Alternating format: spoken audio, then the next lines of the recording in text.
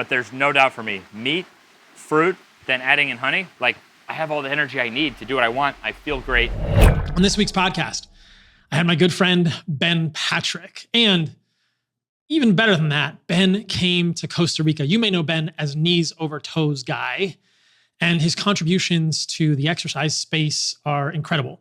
He's helped me strengthen my knees. I use so many of his movements and thinking about movements in my routine to keep my shoulders strong, to keep my knees strong. And so I'm so grateful that he came on the podcast for this conversation. We talked about health.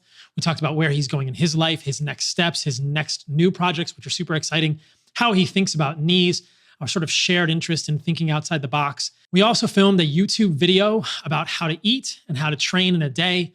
We'll put a link in the description of this podcast when it's out. When this podcast comes out, that video will probably not be out, but we'll link it when it is out. So stay tuned for the YouTube collab between me and Kneesovertoesguy, Ben Patrick. Also, Animal Based 30 has now begun at Heart and Soil. It is a free 30-day animal-based challenge. All sorts of resources there, an animal-based eating guide, recipes, a community, discounts on supplements. You can go to Animal Based 30, that's animalbased30.com to sign up. It started August 1st, but you can get in now. Join the community, tons of free resources there. Ben Patrick. Hey, brother. Thanks for coming on the podcast, brother. That's dangerous with a knife. Oh. To initiate the podcast, we're gonna drink some coconuts. If you guys are not watching the video, you're missing out on this part, but we got the sweet Heart and Soil knife there. Cheers. Cheers. Thanks for having me. Best kind of water. So good.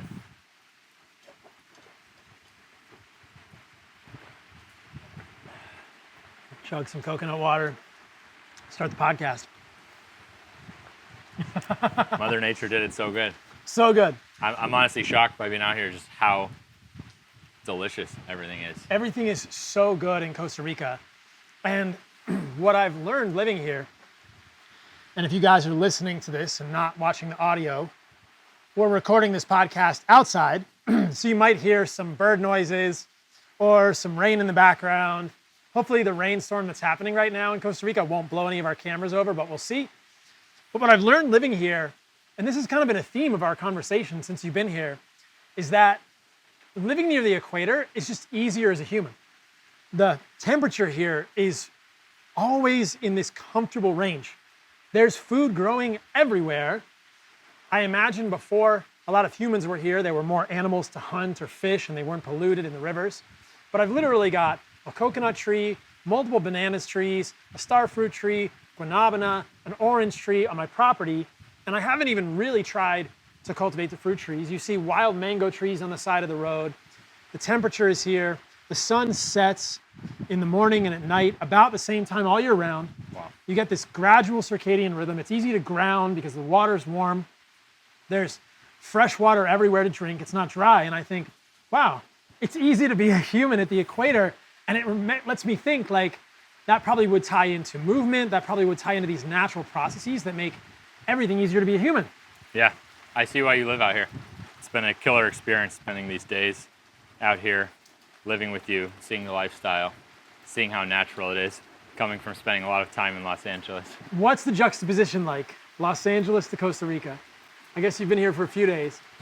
I mean, my overall realization is like nature, real, fresh food, community, exercise.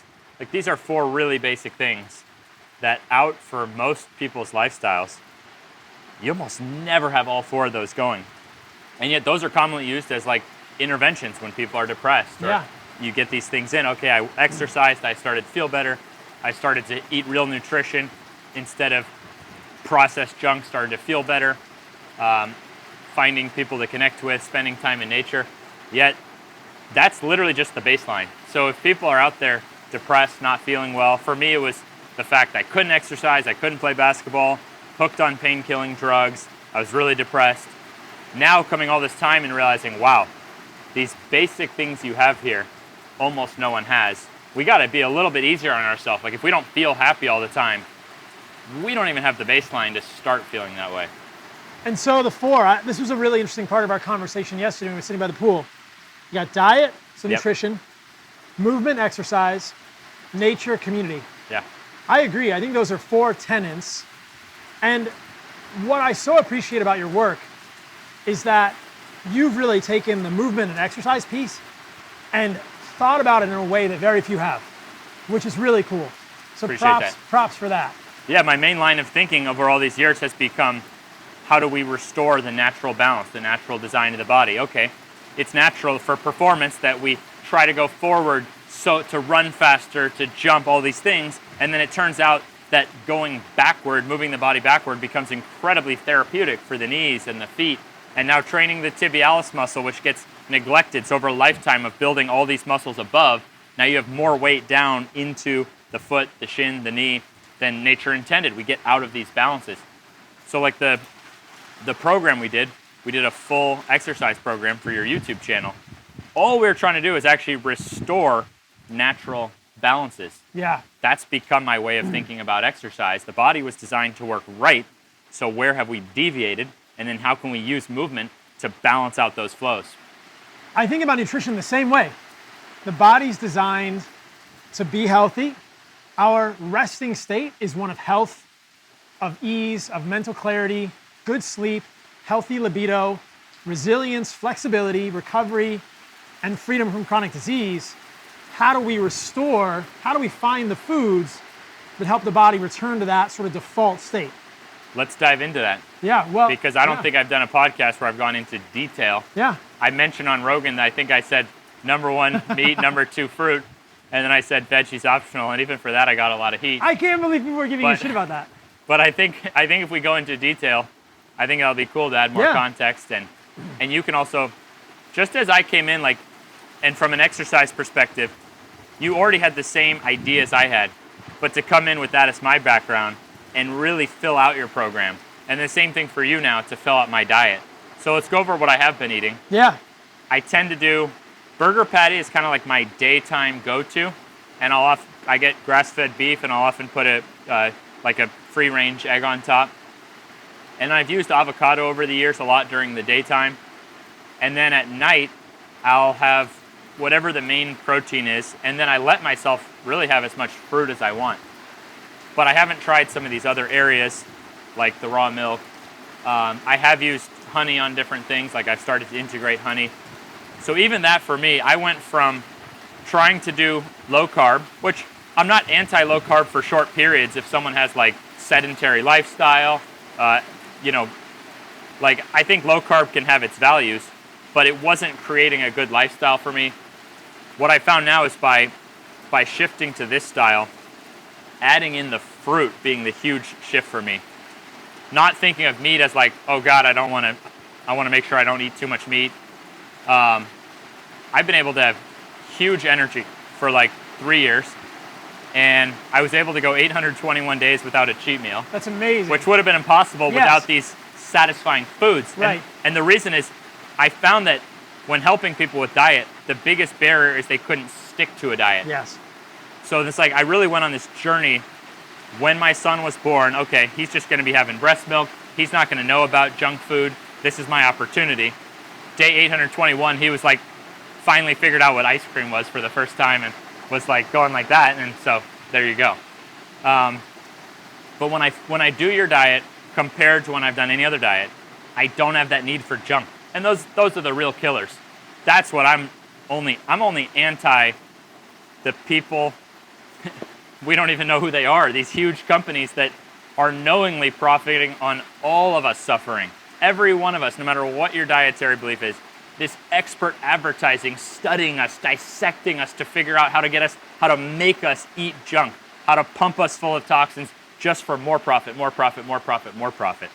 So anyone in the health space that's using nutrition or exercise as a front line, right, rather than just rushing to medical. I was given painkillers before exercise was mentioned for my knees. And then painkillers, you want to have a surgery, give a young athlete painkillers because they will now go too hard because they can't feel the pain. They turn into a surgery patient like this. My God. So anyone even trying to do something about the over-medication, filling us with toxins, giving us junk food intentionally, getting us addicted to all that stuff, I'm on the same team with you. But there's no doubt for me, meat, fruit, then adding in honey, like I have all the energy I need to do what I want. I feel great. I know I've been blabbing forever, but I haven't opened up about the diet It's stuff so to cool. this degree. And the huge thing for me was my 2-year-old having like chronic cold type symptoms for months, putting him on meat and fruit, and just disappeared. We've now been like 6 months, and he's just thriving, and his whole like his muscle tone has changed, and his energy, and he's happier. And like as a parent, I mean, that's priceless. So help me fill in the gaps. Why does this work? Like, why does what I've done, why does it work for me? Why does it work for my kid? My 69-year-old mother is one of the most athletic people approaching 70 I've ever seen. She also, meat, fruit is her primary by far. Anything else is way secondary for her. Why is that working for us?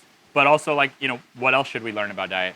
That's so cool. I mean, thank you for sharing that, because these anecdotes, and they're just anecdotes, it's your story, it's your family story, but you're in the health space and you're working with athletes that are maybe trying it also and seeing it. I was recently in Los Angeles and I hear the stories. It's so cool to see people doing this. I don't think of it as my diet. I definitely didn't invent this diet. Just as it's not my exercise, I'm just helping educate. Exactly. We're educators. Exactly. It's a way of eating that I think makes sense. And when I hear about kids, that's what makes me the most happy. It makes me think that's so cool, because you're 32 and you're an incredibly vital human, and your son is 2, almost 3, and he has his whole life. And I think about my childhood, and you can probably think about your childhood. I don't know how sick or healthy you were as a child, but when I was a kid, I had eczema and I had asthma. I had an inhaler all the time. My parents were medicating me with theophylline in my applesauce.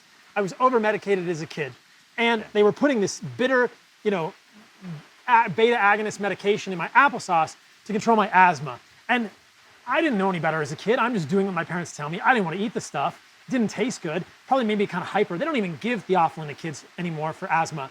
They use inhalers. I used a lot of these beta agonist inhalers for my asthma, but nobody ever thinks what's causing that in that kid. My childhood would have been different if my parents had known what I know, because we know that some foods like raw milk, which we'll talk about in more detail in a moment, have been associated with significantly lower rates of asthma, which is what I had, eczema, which is what I had, all the atopic syndromes, and then hay fever and allergies. That whole syndrome, that's what I had in kids who drink that stuff growing up.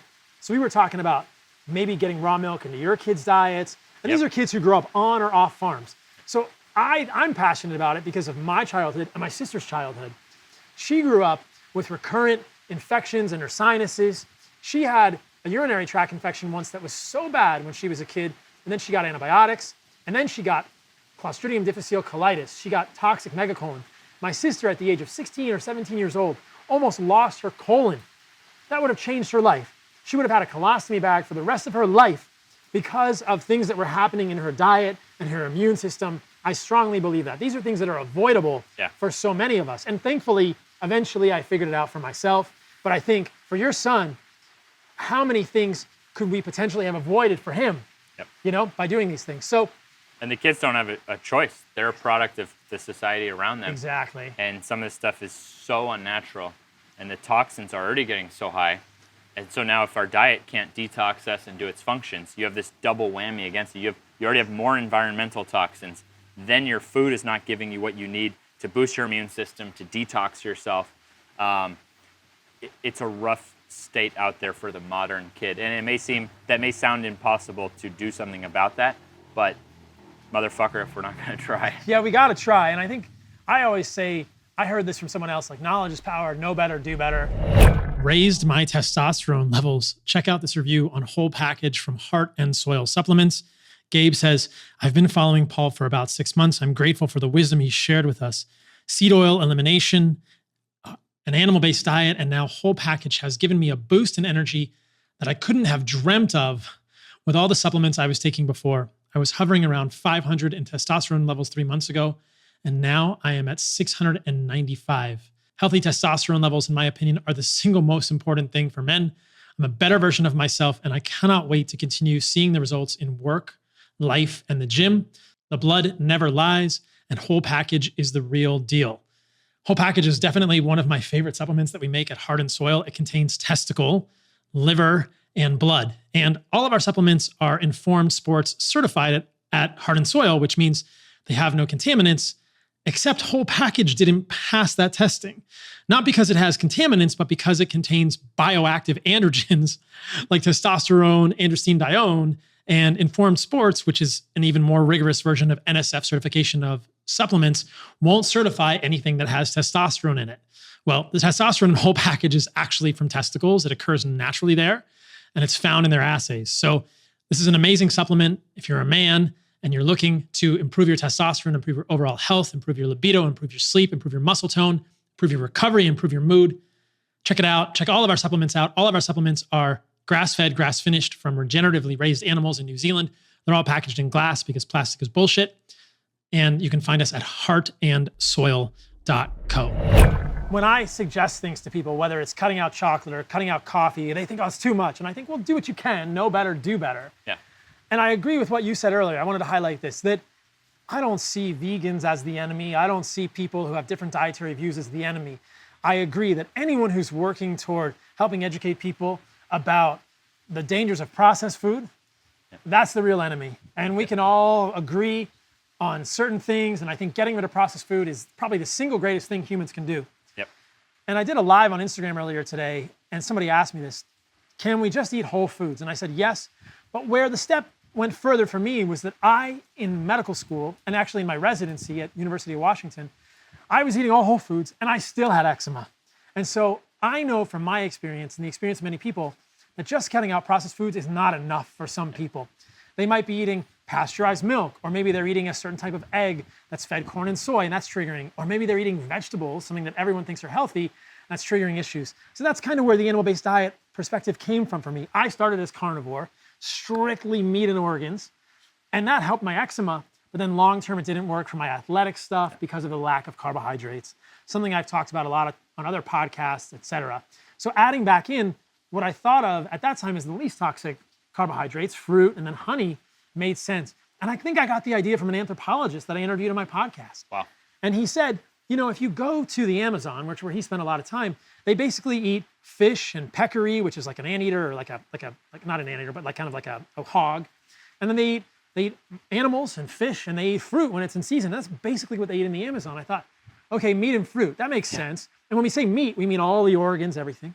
Yep. And then I got interested in these indigenous cultures around the world, like the Hadza. And you read books by Frank Marlowe, who did his PhD thesis, and they basically eat meat and fruit. If you look at their most favorite foods, they're honey. Honey is their favorite food. And then the women and men are sort of divided whether they like berries or meat first or second. And then they eat this baobab fruit and they eat honey first. And the last thing they want to eat is tubers, which is sort of like in between a fruit and a vegetable, but technically it's a vegetable. So you see this pattern over and over and over in these indigenous cultures. And then I thought, this makes sense. If you and I are in a tribe and we're out in the wilderness, we're going to hunt an animal. And if we see a ripe, and especially here in Costa Rica by the equator, if I see a ripe mango on the tree, I'm going to be like, hey, I want a mango. Hey, Ben, you want a mango? Or if we find a beehive, we're going to get some honey, share it with people, bring it back to the tribe. It just makes sense that these are the foods that humans gravitate toward. And you said it with your son too. I think kids know this. And this is why I want to write a kid's book. Like, so many fights happen at the dinner table. And it happened at my dinner table growing up over vegetables. Being forced to eat stuff you don't want to eat. Yes, I remember vomiting in my pea soup. Kids will devour fruit. And they'll devour meat. And then you find different meats they like and they devour it. They devour it. They love it. It's and like these have calories. Like these are nutrients. These are foods to thrive. Yeah. And so, yeah, I've just found like I thrive when meat and fruit are my primary foods. And then I see the same thing my kids. I see the same things with my mom. I have friends like Mark Bell, super close friend of mine. And guys like Mark and I, as fitness people, we've tried like every type of diet under the sun. And we do best when meat and fruit is our primary stuff. It makes sense. Yeah, one of my best friends in the world, Fernando Lopez, who I train with every day. He's kind of like a training partner for me. And he has worked with so many clients over like 10 years. And same thing, he's tried so many different things.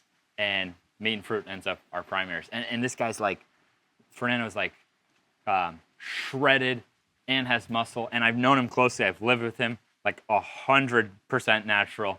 And that's what you want out of life, like to thrive, to be able to have strength and be lean and be active. So before I'd almost have to be super low carb, trying to not have too much red meat, like being worried about red meat, maybe like sliced turkey or something. And like I was getting by, but I wouldn't say I was like thriving. So like if you've seen me on social media, you've probably seen me on a meat and fruit diet because I've spent 90+% of the last 3 to 4 years on meat and fruit. And that's when I started like just taking off on social media, productivity through the roof, sleep quality great. Because I couldn't, if I didn't like the fruit, then I started just sleeping great with that. So, I mean, I had sleep issues when I wasn't eating carbohydrates. So I did carnivore, meat, organs, animal fat, and salt. And I was getting palpitations at night. I had cramps when I would try to climb in my legs. I'd wake up with cramps. I'd have sleep disturbances. I remember, I don't know if I've talked about this much, when I was in my residency, I think I got so magnesium deficient from a strict keto diet that I had hypnagogic jerks, which is when you're falling asleep, and if anyone's experienced this, they know this, and you wake yourself up because you feel like you're falling, and it's a magnesium deficiency primarily. And I had it at one time in my residency after I'd probably been doing keto for a few months.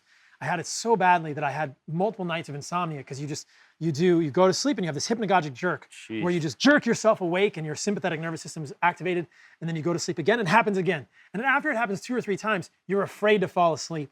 And that's one of the problems that I experienced without carbohydrates. It all gets better when you add back carbohydrates. And that's kind of a separate podcast that I've done multiple times, so we don't have to dwell on that. But I wanted to go back to your friend, Fernando. Yeah. How tall is he? Similar height as me. Okay. So about 6 foot. 6 foot? Like I'm 6'1", I think he's 6 foot. How much does he weigh? He's like 205. Okay. Like muscle, but like shredded 6-pack. Uh-huh. Super strong, can dunk a basketball, all this stuff, like thriving. It's just interesting for me to think about, because I know that there's a spectrum of people, right? And I think, how muscular can a human get naturally? This is sort of the bodybuilding debate, right? And one of our friends, Filippo, is standing on the other side of this camera, and I think he's on one side of the spectrum. How tall are you? 5'11", 6 foot? 5'11". And how much do you weigh? Probably close to 220 right now. 5'11", 215 for sure. 5'11", 215 to 220. I would say Filippo's about as muscular as a human could ever get naturally. You have different genetic backgrounds of different things. Fernando has sort of, I guess, Cuban and some other mixture, and Filippo obviously more like some certain European that you can see. And it's super crazy story. Filippo, back here behind the camera, one of the guys who works for Paul, was one of my first athletes that I trained at my gym way before social media. And Fernando was like the main trainer with me at the gym, and we were all super tight. And now come full circle, and I'm here in Costa Rica with Filippo. It's cool. Too wild. It's pretty cool. Too wild. And we were all hanging out at the river yesterday. But I think about that, because there's always this interesting discussion on social media. Is this person natural or not? And I mean, seeing Filippo, I think, wow, that's a bigger human than I usually think of. I think about my build, and when I stand next to Filippo, I look skinny. When I stand next to a regular surfer, I look like I'm super muscular. So I think that there's this continuum. It's interesting to think that some people are probably built. So for your athletes, we can talk about this with food, and then I want to get into some training stuff. How do you think your athletes could gain weight? Like if you were working with somebody... We just increased the meat, fruit, honey. So, and that's what's so cool is if I rewind, I went into high school at 92 pounds. I was like the skinniest kid to the point that the coaches were like making me like take stuff to bulk up. Even for basketball, like I was just so skinny. My dad graduated high school at 125 pounds, 5'11", 125 pounds. Wow. Like super skinny genetics. So now I was like taking all these different weight gainers and trying to bulk up. And I ended up with the worst acne that like scarred me for years, like mentally, and had went from the painkillers to surgeries to then hooked on stronger painkillers.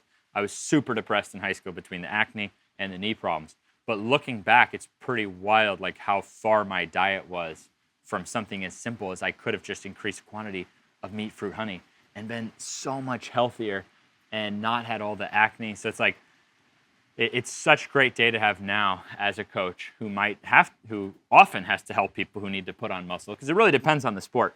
We rarely actually see this in basketball, but in football, it's a big issue, in baseball and these kind of sports. And usually it's like, all right, well, I'm going to have to bite the bullet and wind up super unhealthy, taking a bunch of artificial crap to get enough calories. You increase the meat, fruit, honey, add raw milk to it, you can now approximate those same calories, building more muscle, less fat, feeling way better. Game changer. And getting a ton of nutrients wrapped into that. This is something I've been talking about a lot. Last week's podcast, I talked about meat and longevity. For anyone that missed the podcast, the summary is that there are unique nutrients found in meat and organs that are essential for human longevity. And this never gets talked about with the longevity community. What you do is like amazing for people's longevity for knees and hips and shoulders. And I think about how can we eat for longevity of all those things, but also for our brains and our livers and our pancreas. And things like taurine, studied in worms and mice and primates, taurine supplementation clearly improves longevity, and it's only found in meat.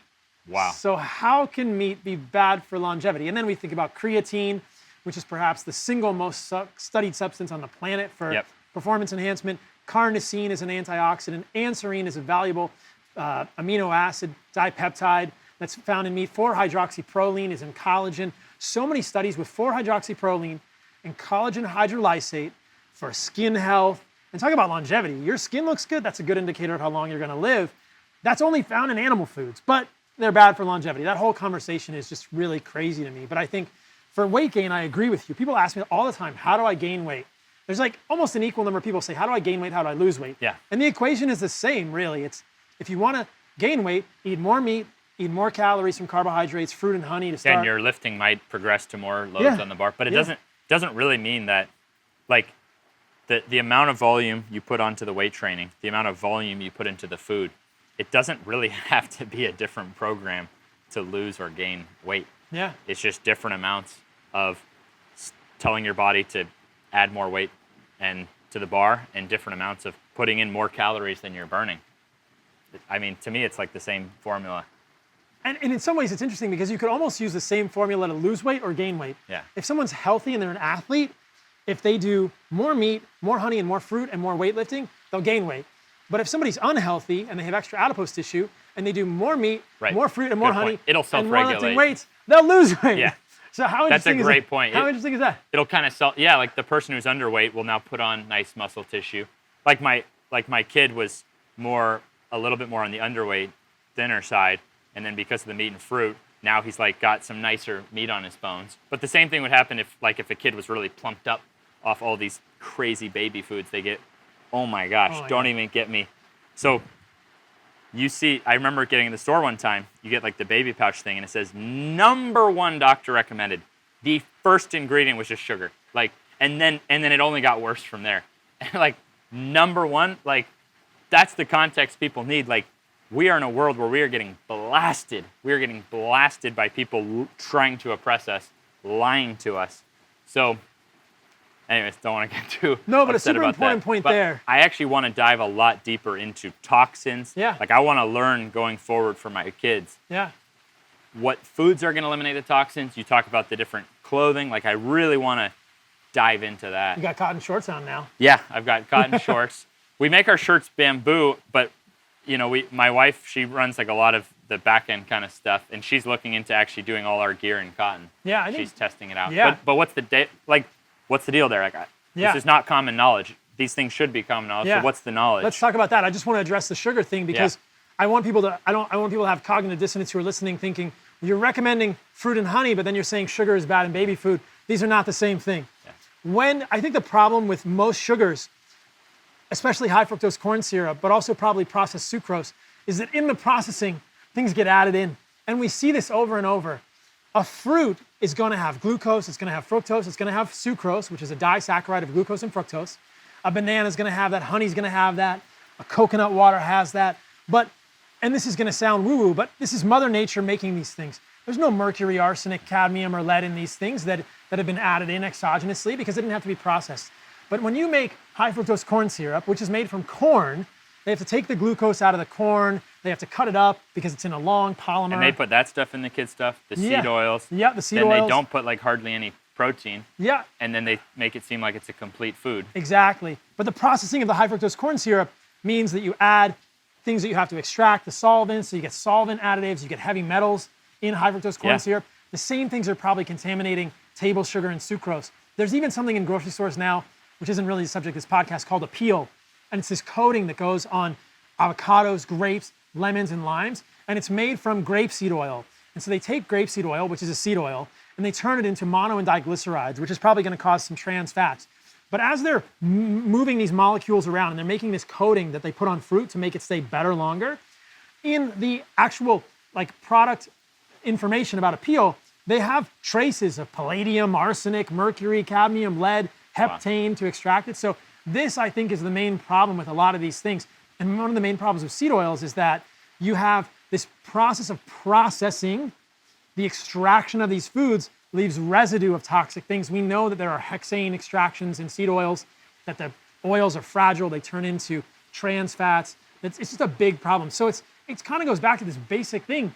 You want to eat, quote, natural foods.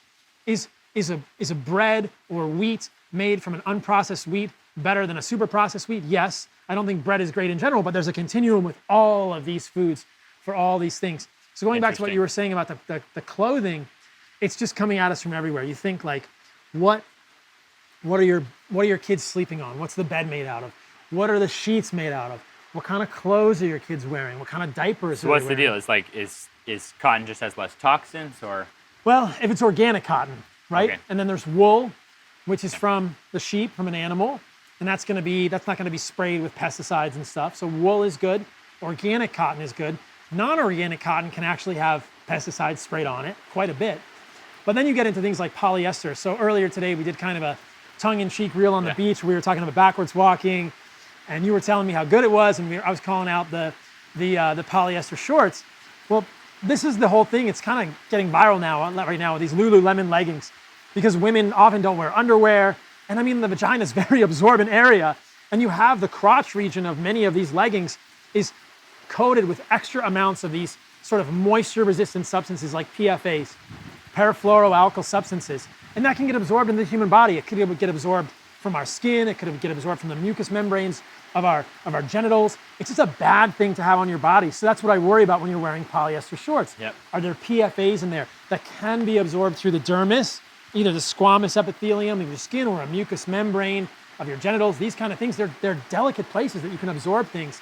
And for kids too, it's like we can absorb these chemicals through our skin, and they're in all the things that we're touching all the time. So the simplest way, I mean, this is just a wool shirt that I got on Amazon, a super basic pair of cotton shorts. That's it. And you know. So wool and cotton is the go-to. Wool and cotton is the go-to. And I was actually just talking to my friend Robbie Sansom from Force of Nature the other day, and he was asking me about underwear. And there's a company called Nads that actually sent me some underwear, and they make 100%. Are they good? Yeah, 100% cotton, no dyes, like boxers, and that's really hard to find. So that's kind of cool. I have no affiliation with them or anything. So just a simple cotton for most of the stuff, I think, is what you want. Thank you for clarifying that. Makes it simple. Yeah. But let's go to the training a little bit and talk about that for people. Yeah. We did a YouTube video that we'll link to, but do you want to just in the podcast tell people about what sort of stuff you took me through earlier today? Yeah. I would say there's like a couple really key principles that seems to help just about everyone. One of them is that you really can't have too much ability from the ground up. What does that mean? That means like your foot, your lower leg muscles. There's 29 different muscles associated with the foot and the ankle. Lower leg muscles, muscles around the knee. And because of the way fitness evolved, it skipped a lot of these muscles. So if you go to the gym and you do your leg day, squat, deadlift, leg press, leg extension, your foot just didn't get loaded.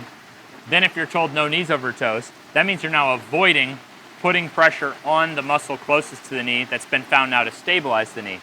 So like long-term study on, for example, a full range of motion squat where your knee goes over your toes, analyzed 162 research papers, found that contrary to popular opinion, it doesn't put your knee at more risk of injury, and full range of motion squat actually allows you to strengthen internally in the knee. Like you actually, those structures in your knee have anabolic properties. They can grow and strengthen. Wow. It's not only a process of just avoiding putting pressure the rest of your life. No. By figuring out how to put pressure, you actually preserve. It's been found that full range of motion squatting preserves the body. So you want to put pressure into the knee. Yeah, but how to do that at a pain-free level. Right. So if rushing into a full squat hurts, well, what we worked on today was working on that one side at a time in the stairwell on a full range of motion split squat. So this kind of transitions us from the first concept of being strong from the ground up to the second concept of taking our strength and our flexibility and realizing that those together is kind of what makes your mobility. So something like a ATG split squat where you're going full range of motion on the front leg, stretching out the back leg, you're engaged the whole time. Is it a strength exercise? Is it a stretch? It's a strength stretch exercise. And for a lot of people spending hour upon hour separately training strength and flexibility, it might be more powerful to train these things together.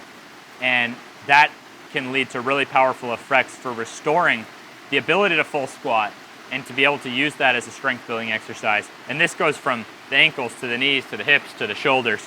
So most people out there, whatever they feel like now, they have a ton of athletic potential in the tank by marrying up strength and flexibility in some of these really unusual, scarcely used exercises, and also by addressing their strength from the ground up, the foot, the ankle on up. Those two things together, man, if you get that in for people, I mean, my personal estimation is that like 80% of surgeries are unnecessary. This is just my personal estimation after working with thousands of clients, having thousands of success stories of people who had surgeries scheduled, and now we're seeing modern data come out showing how the surgeries aren't as necessary as like they do tests and they do the fake surgeries and stuff like that. And the point is just to think about it optimistically.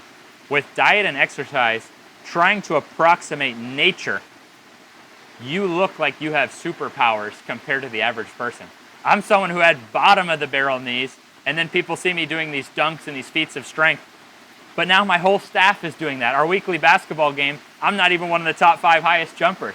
We have the highest jumping weekly basketball game in the world. What's your vertical? 42 inches. I've done a maximum. So it's like in basketball, we test with the running start. We have 5 guys 45 or above. Oh my God. Because these were guys who did start out with good genetics, didn't have knee surgeries, and now we're doing the same stuff I'm doing. So the stuff I can do now, being in my 30s, dunking with ease, even though I reached age 20, having never even been able to like grab the rim, chronic knee pain, needing painkillers just to get through the day. I had to ice my knees 4 times a day just to keep the pain down enough to get through the day, to now spending less time exercising, not even taking supplements, and just really trying to approximate natural diet and natural exercise. And it's a totally different world. And then, so longevity now is looking just like a different life for me. And that's priceless being a dad. And I wanted to dive in as well. One supplement I have taken is your organ supplement, because in our household, we're doing like your ninny American like animal-based diet. We don't cook up the organs and stuff like that. We're gonna eat raw liver tonight for dinner. I'm excited to Ben try that. hasn't done it yet. I will say that for our kids, we happen to live, when we're in LA, we live right by one of these Erewhon places where Paul has a shake that has a bunch of the animal-based stuff in it, and my kids think that's like dessert. So they're actually getting a lot of the organs. But I wanted you to break that down as well. I want to kind of know, like, looking ahead, like, what's the best way for me to integrate that with my family? Is it important? Why is it important?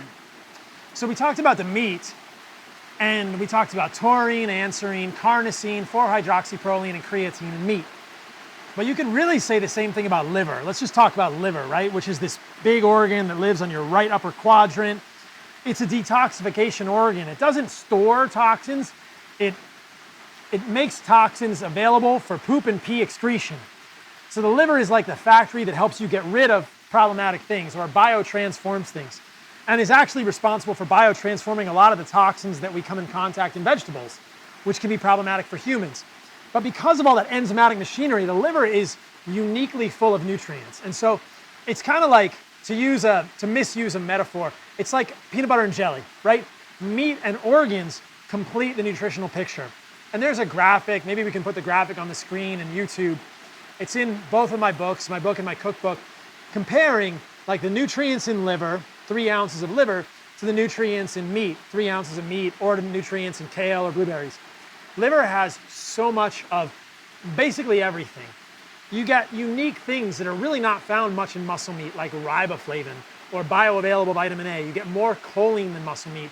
You get copper, which isn't really found in muscle meat, but balances the zinc that's in muscle meat. You get vitamin K2, which is found in muscle meat, but higher in liver. You get more biotin in liver. It's just... So it's a powerhouse. It's amped up. And people naturally would be eating organ meats. It's probably the most celebrated part of the animal. When I was in Tanzania, you had to be a Pim. I think I'm pronouncing that right. Like only the organ meats were shared with like the highest ranking males in the tribe. So it's an honor to eat the organs. Wow. And the guy that kills the animal is usually the guy that gets to eat the brain or other parts that are very prized. So here in the United States, we talk about eating brain, and people make like, ew, icky faces. But in Tanzania, the fact that I got to eat the brain of an animal with the hunter that killed the animal is a massive honor for me, because that's his prize.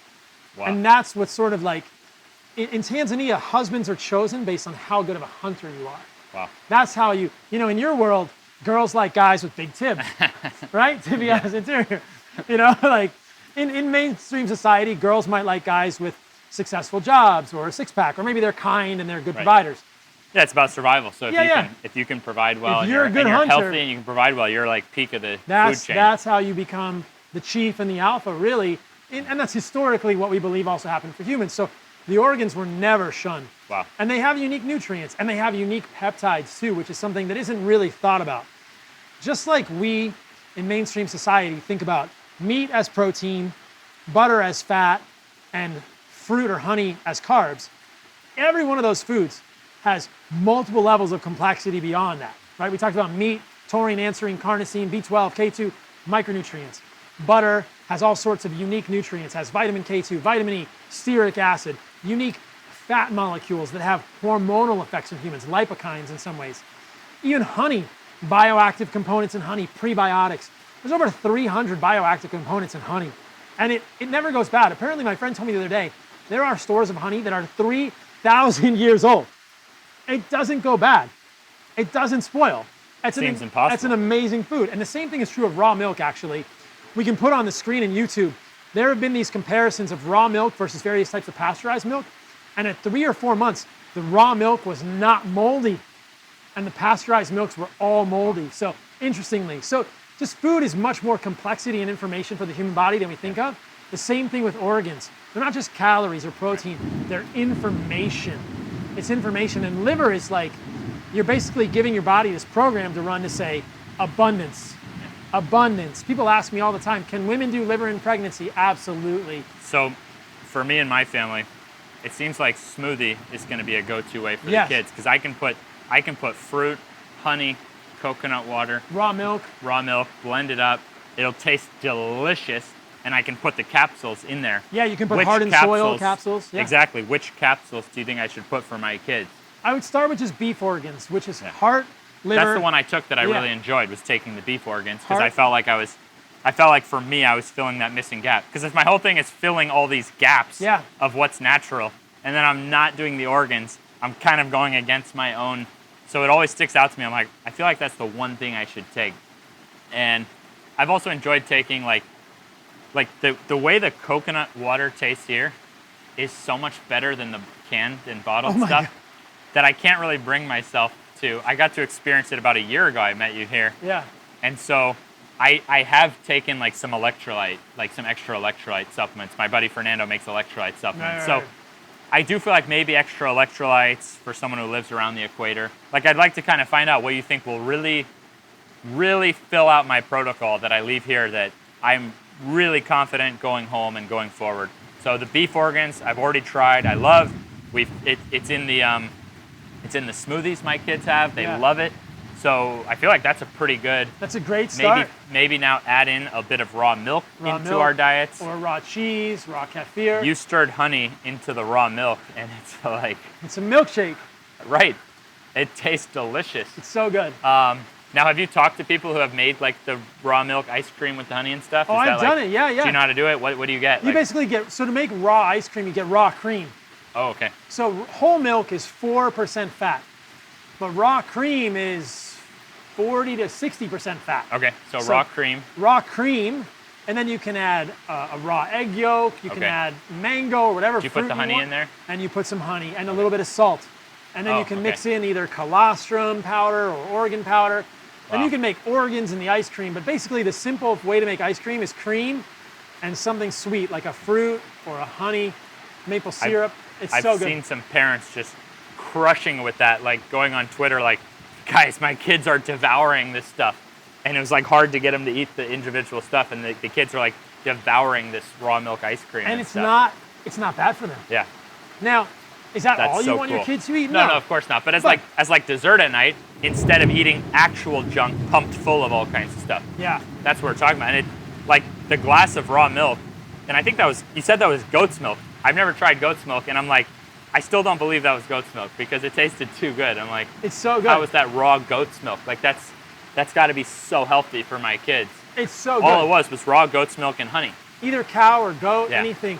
And what I learned recently, because I went to a farm in California, you guys, 2 or 3 podcasts ago, you can find the podcast with Mark McAfee from Raw Farm in California, the biggest raw dairy in the world, is that raw milk contains bacteria that populate your gut and they make lactase.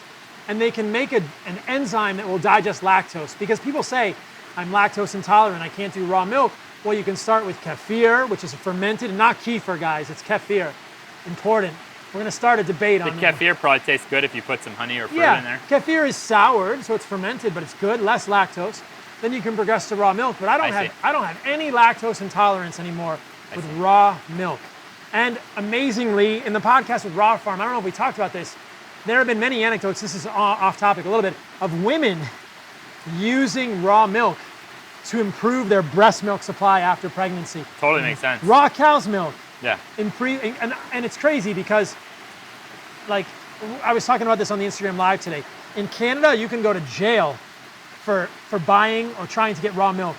And these folks at Raw Farm can't say any of this. But because I don't make raw milk, I can tell you what I've heard Wow. and what I've seen.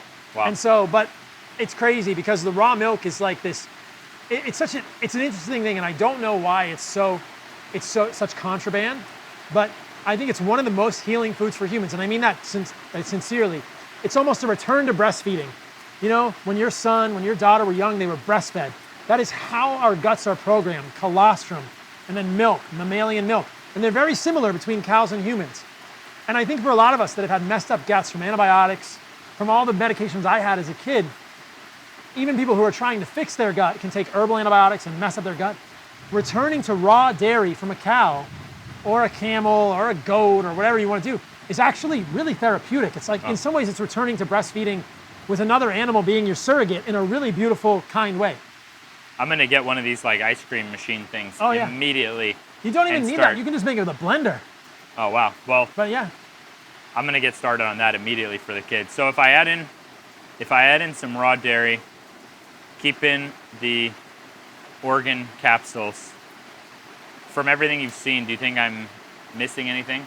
I think you're pretty good. I would try to get some raw, fresh organs too. A little bit of liver, a little bit of heart. What's nice about beef organs from Heart and Soil is it's heart, liver, kidney, spleen, and pancreas. Even in my diet, I can get heart and liver, but it's pretty rare that I get kidney, pancreas, or spleen, even though you can buy it sometimes. It's nice because that's most of the organs. You're getting a lot of things.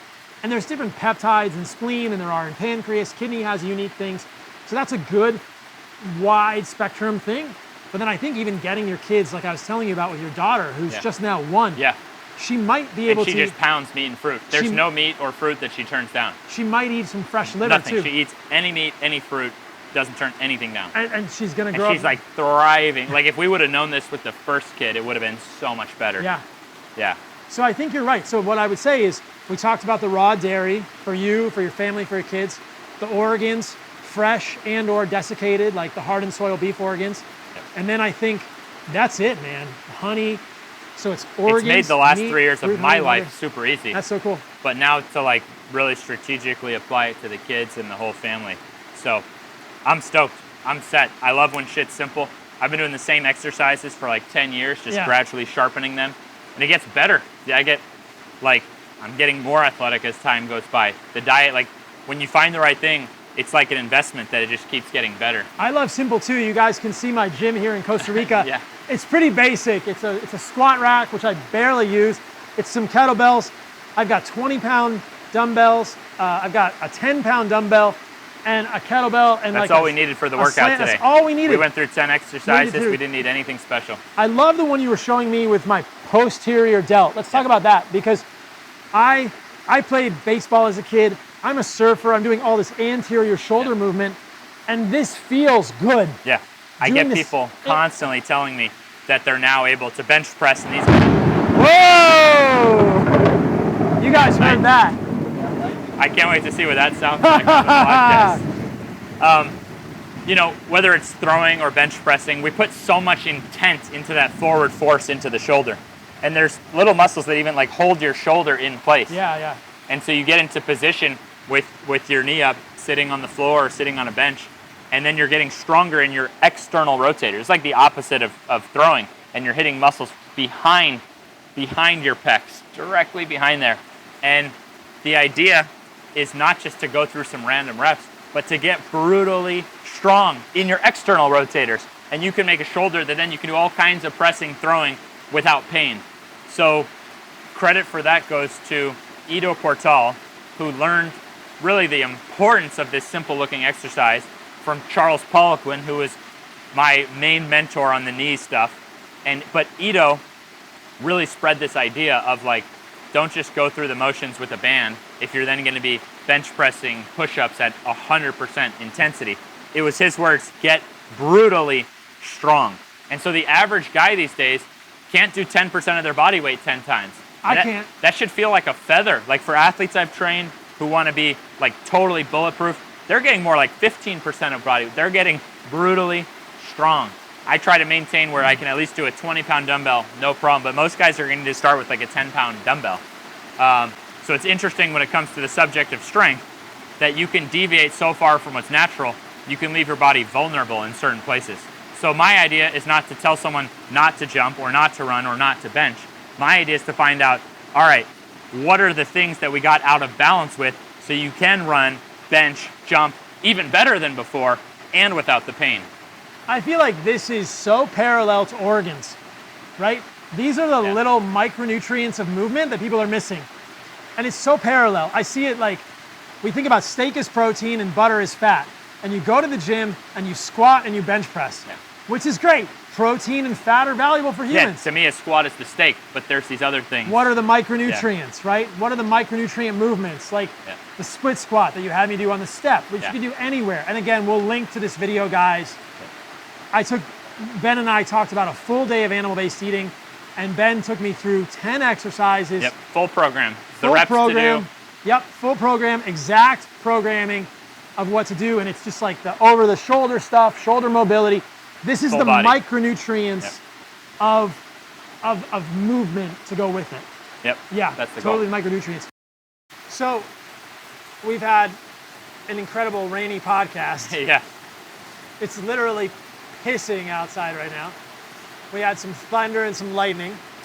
But before we wrap up, I want to talk about this school you were telling me about.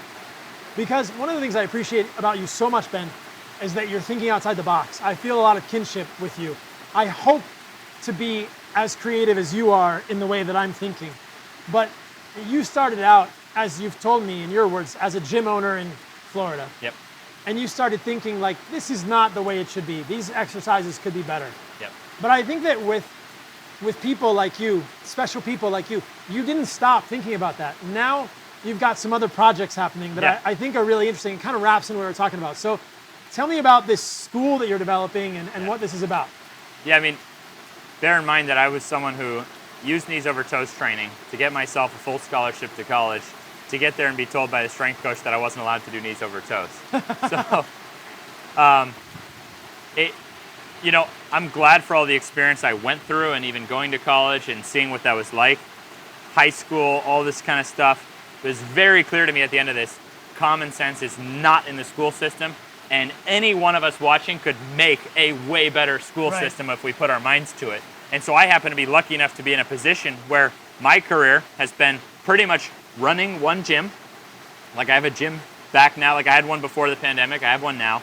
Running a gym, creating an unusual but highly effective system compared to the norm, and then putting that system online with videos and an affordable app. And so with my kids, I already knew I was going to be homeschooling them. But then it's like, I don't want them to be by themselves. I want them to be in a small community, maybe like 20 students. So we've already got the land set out and designing the building, and I spend the first hour of every day working on the classes. Like we just finished up our geography class, which is a perfect example. The school doesn't have like reading, writing, math. It's all real life subjects. So geography fits into our learning class. Learning is the second class each day. Only classes 2 and 4 out of the 5 do you even have to sit down. And when you do sit down, you're asked what you want to learn about. You're asked, where do you want to go? Then as a kid, you have to figure out the flights, you have to figure out the travel, where you're gonna eat, where you're gonna stay. That's gonna end up with you doing lots of math. Just a real world example.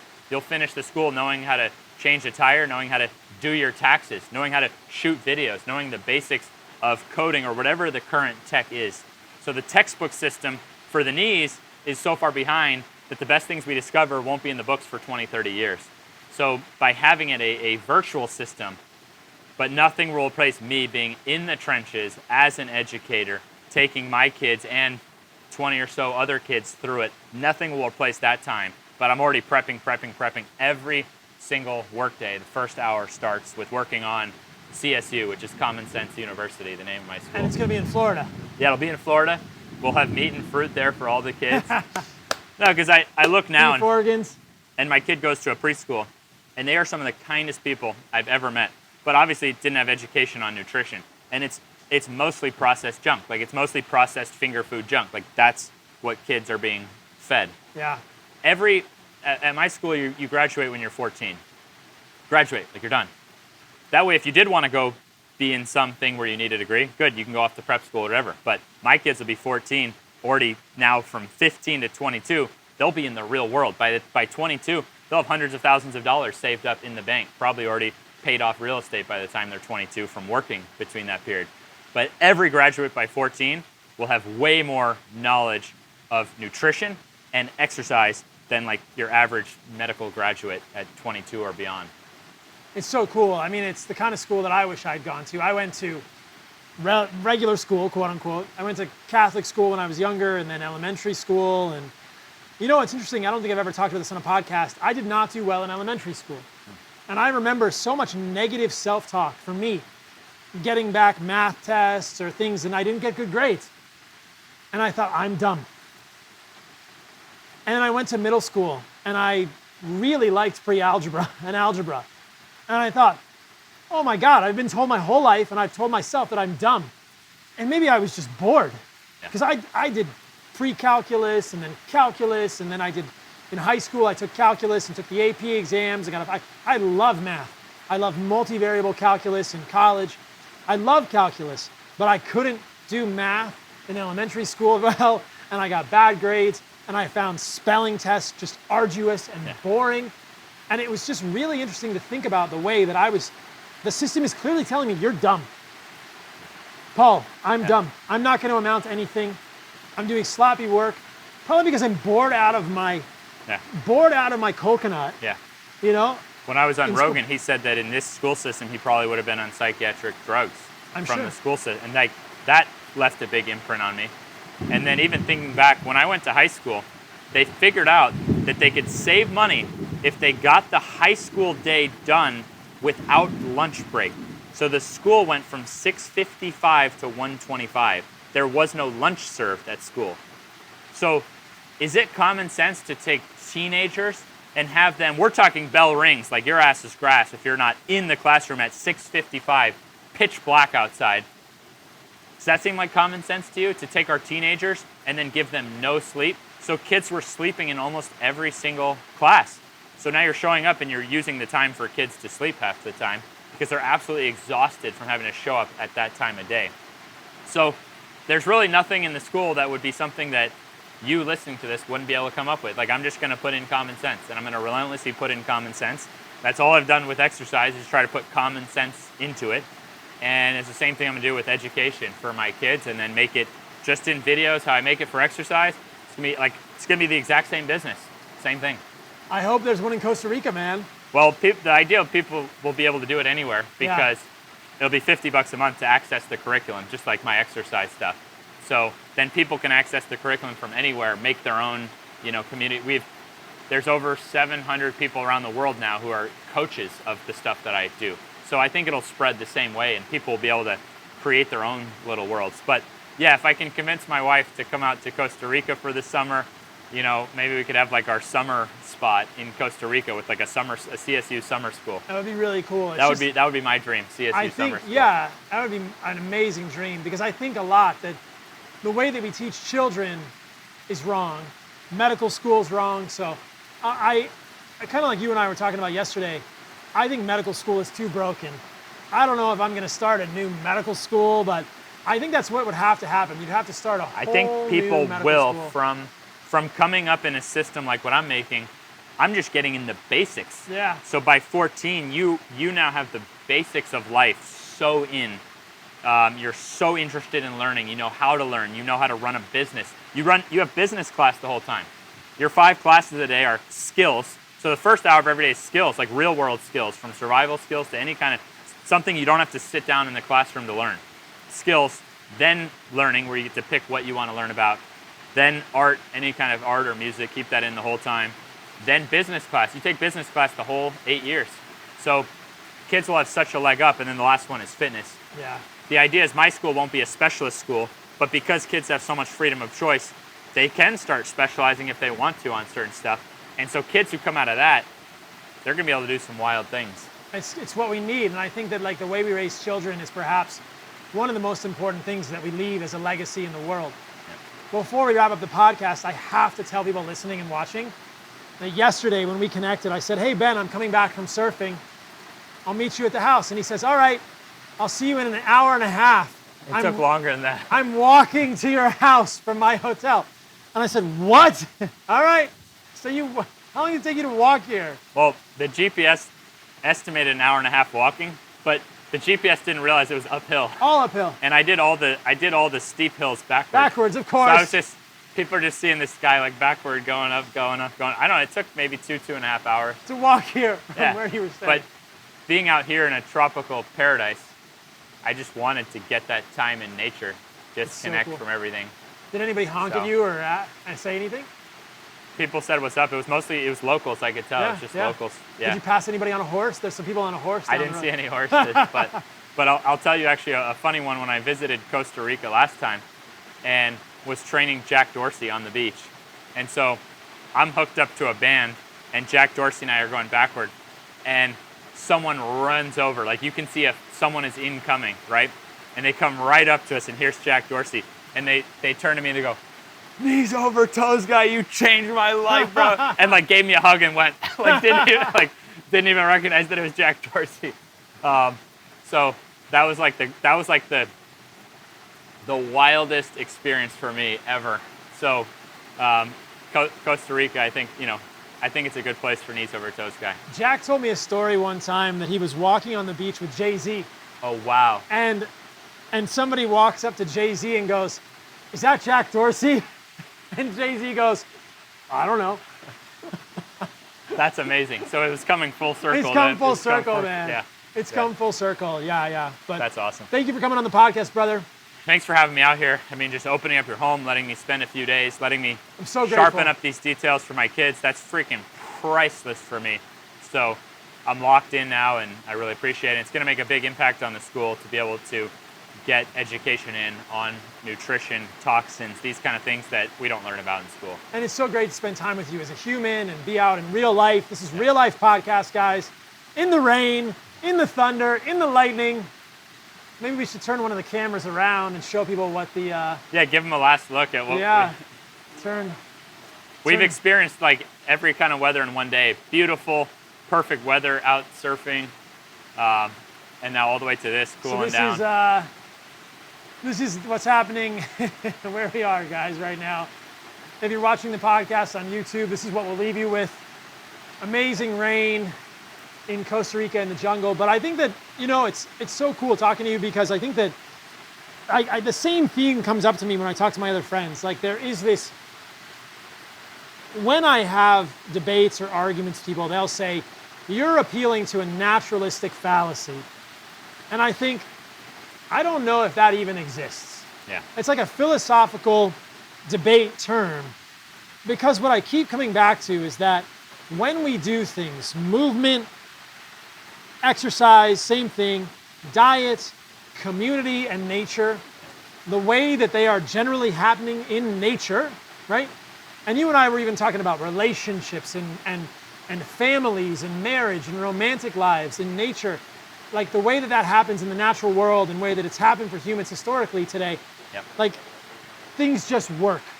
And so consistently. It was set up to work. It was set up to work consistently. Natural and common sense is my primary guide. I only think of studies as data, not something that's really going to sway me too far one way or another. That's just like an assembly of data, like studies. What's natural and what's common sense, that's my number one guide. Like nothing for diet, for me, the need to get meat and fruit as high survival foods, I never have a need to look into studies and stuff like that because it's natural and it's common sense. It's the same with exercise. A lot of the stuff that maybe people said wasn't scientific at first, now studies are coming out and showing it, but it's like, I wasn't going to wait for a study.